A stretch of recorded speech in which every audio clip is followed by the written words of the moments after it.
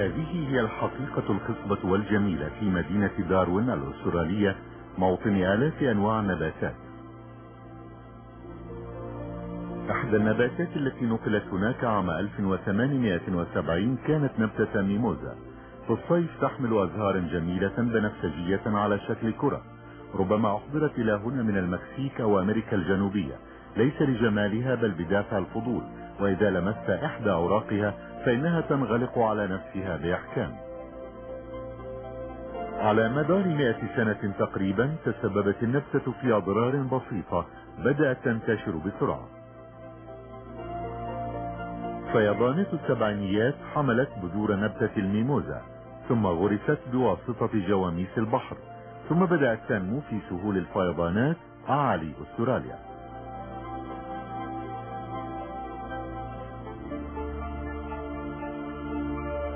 بدأت هذه النبتة الغريبة والتي لا تصلح للأكل في النمو إلى 6 أمتار، مشكلة عوائق وحواجز في الأرض البكر.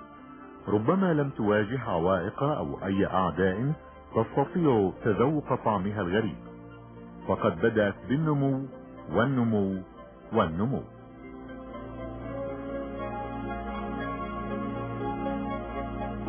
بالإضافة إلى كونها غير صالحة للأكل، فإن بذور الميموزا قاسية وكثيرة، بإمكانها أن تطفو فوق الماء والبقاء لفترة طويلة تحت الأرض قبل أن تنمو ثانية، وبإمكانها مقاومة النار والجفاف.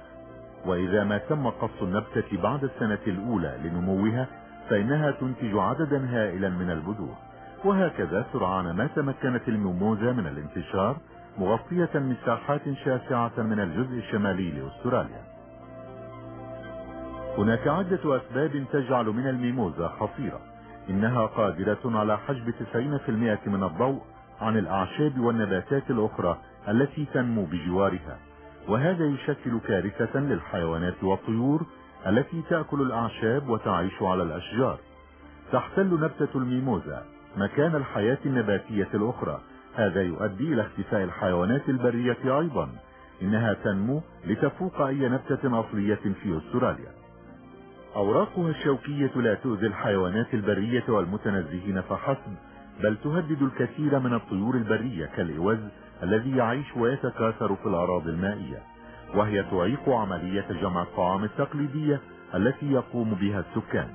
من أهم الأخطار تهديدها لحديقة كاكادو الوطنية، حيث يعمل الموظفون على مدار الساعة لمحاربتها.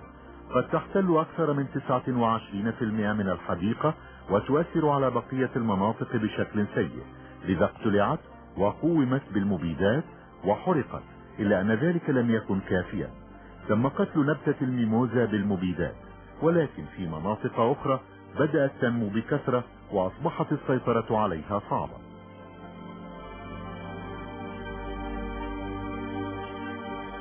عام 79 بدأ العلماء بالبحث عن عدو طبيعي لهذه النبتة. أحضروا مئات الحشرات والفطريات من المكسيك والبرازيل موطن الميموزا الأصلي، لكن ذلك لم يكن كافيا. ورغم العثور على 450 نوعا من الحشرات والفطريات، إلا أنه دخل أستراليا 20 نوعا فقط. تم إطلاق 8 حشرات وفطريات وأثبتت فعاليتها. أخيرا هذا هو الحل الوحيد للسيطرة على الميموزا، حل يراعي البيئة جيدا. إنه حل طويل الأمد، إلا أنه يحل محل الأساليب المكلفة.